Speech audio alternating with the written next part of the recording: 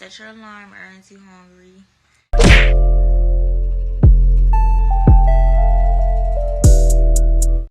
You may have invaded my mind and my body, but there's one thing a Saiyan always keeps: his pride!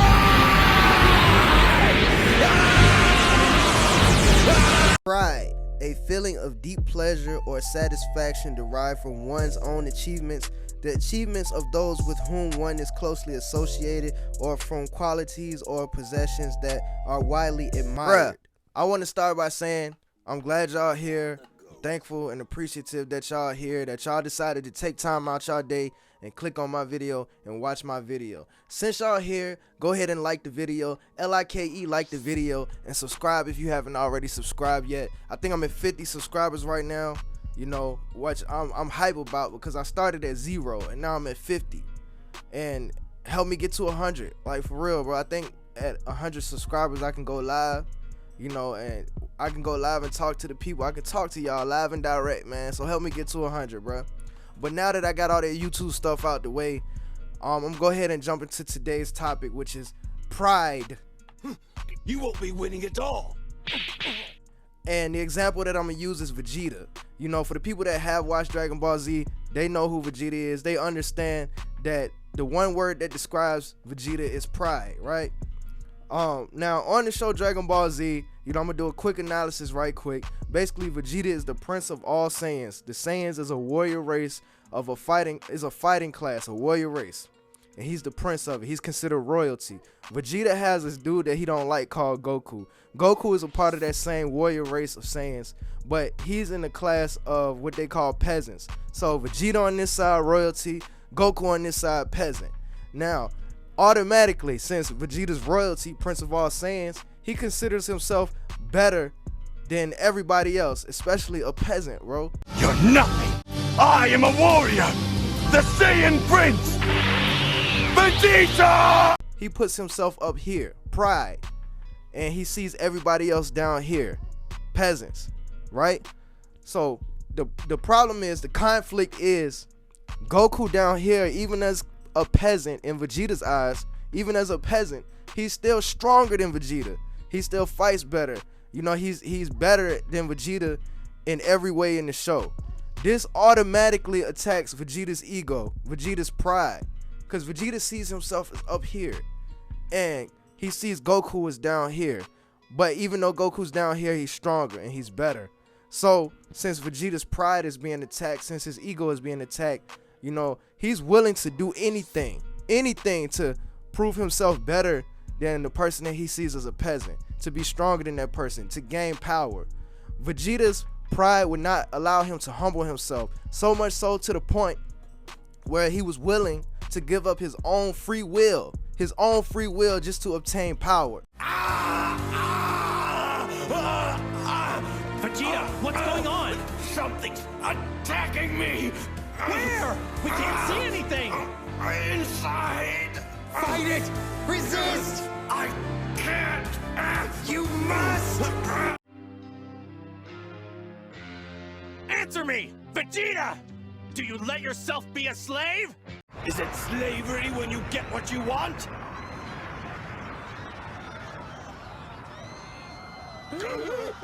Your favorite rapper, my favorite rapper, any celebrity, politician, actor, celebrity, anybody that you could think of, right? They basically sell their soul or compromise their morals and values in order to gain power, money, fame. This is what Vegeta did in Dragon Ball Z. He compromised his own free will, his own morals and values. He sold his soul to gain power. I'm quite pleased with the results, even if they do come at a price.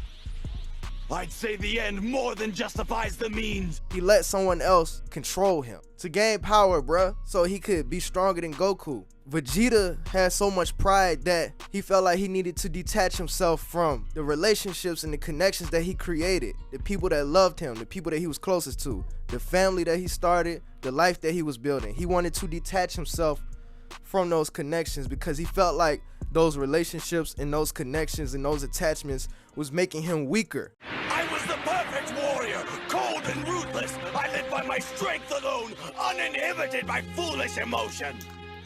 But slowly, over the years, I became one of you, my quest for greatness gradually giving way to this life of mediocrity.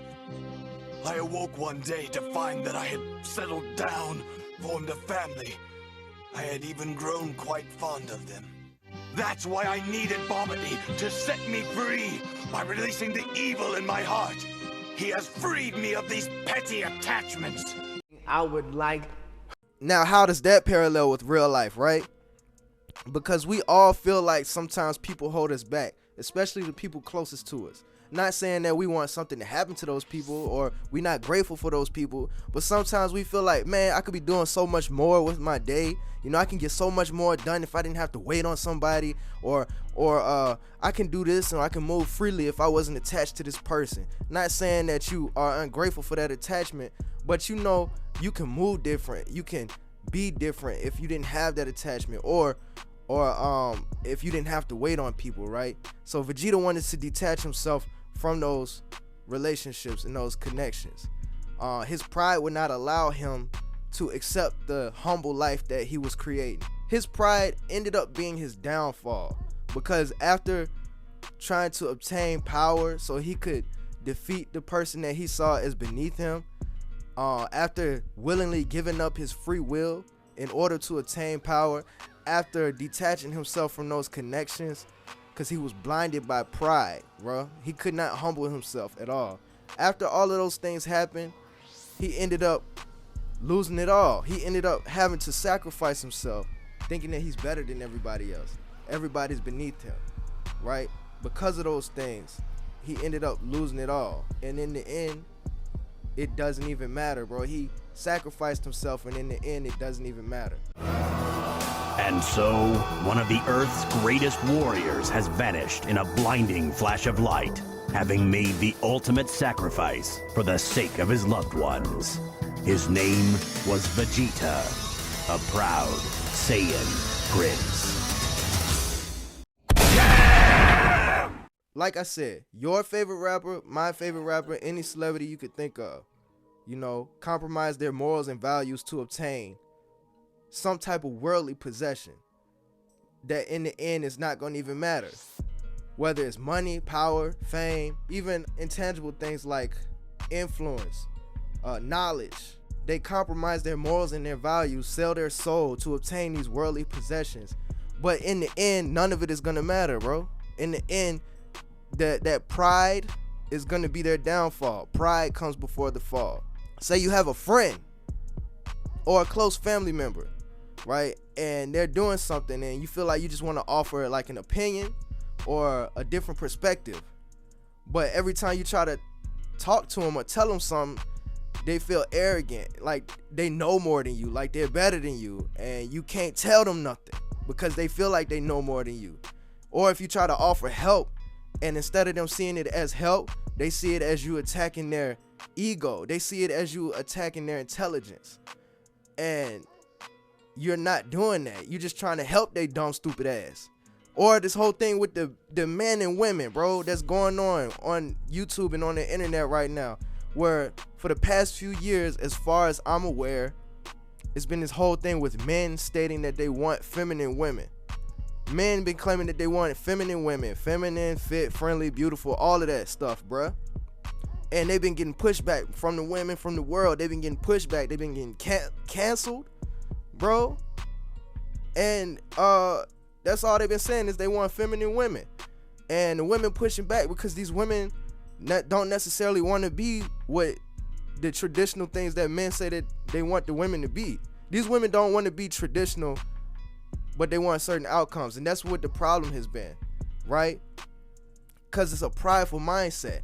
Women want their independence. Women want to chase degrees and jobs and careers and status and inflated titles and material earthly things like that. And let me say this, there's nothing inherently wrong with wanting those things. There's nothing wrong with a woman wanting to improve her quality of life the best way that she feels.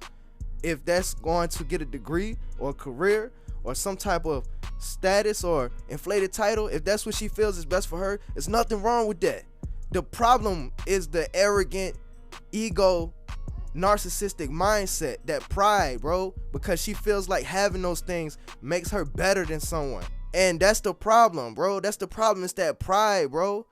And at the end of the day, you know, when you're 85 years old and you old as shit, what does all of that mean? What does all of these status things and these degrees and these jobs and all these material things, all these earthly things, bro, what does that really mean when you're 85 and you're old and you're alone, bruh? So, like I said, there's nothing wrong with one of those things, but it's just being able to understand that there's a time and place for everything.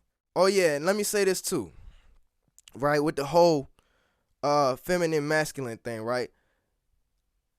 I'm gonna create a scenario. Say that what men wanted, instead of men wanting feminine women, say that men say they wanted masculine women. Say men say that they wanted a woman that chases material possessions, bro.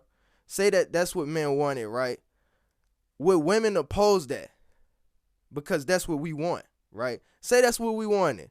Would women oppose that and say, no, I'm supposed to be in the kitchen. I'm supposed to cater to my man. I'm supposed to cook and clean. Will women say those things, bro? Because it'd be the opposite of what we want, and the woman's pride would not allow us to have the satisfaction of giving us what we really want as men, right? So if that was the scenario, if that was the standard, you know, would they still oppose us because they don't want to give us what we want? That goes back to that mindset, right? Because we've been saying we want one thing and they've been doing something else, right? So if we say we wanted this, would they do the thing that we've been asking for the whole time? That's just that's just a thought, bruh. But pride, bruh. Pride causes you to push people away. Pride causes you to be your own detriment, right? Pride allows you to be susceptible to attacks that cater to your ego, but causes chaos in your life. And one of the most dangerous things pride can do is cause you to not learn anything new. Pride comes before the fall. But that's all I'm gonna say on that, man. You know, like I said, y'all go like the video, LIKE, like the video. You know, subscribe if you haven't subscribed already. Let me know what y'all think in the comments. Y'all be safe. I'm out. Just tell me one thing before you go. In this other world, or whatever it's called, will I see Kakarot again? You've taken the lives of far too many innocent people. When you die, your body will cease to exist, and your soul will be sent to a very different world than the one where Goku's soul will end up. I see. That's too bad.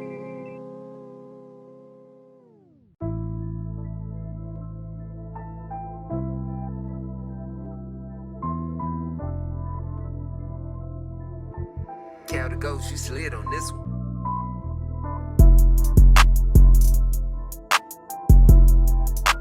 Bruh, you recording?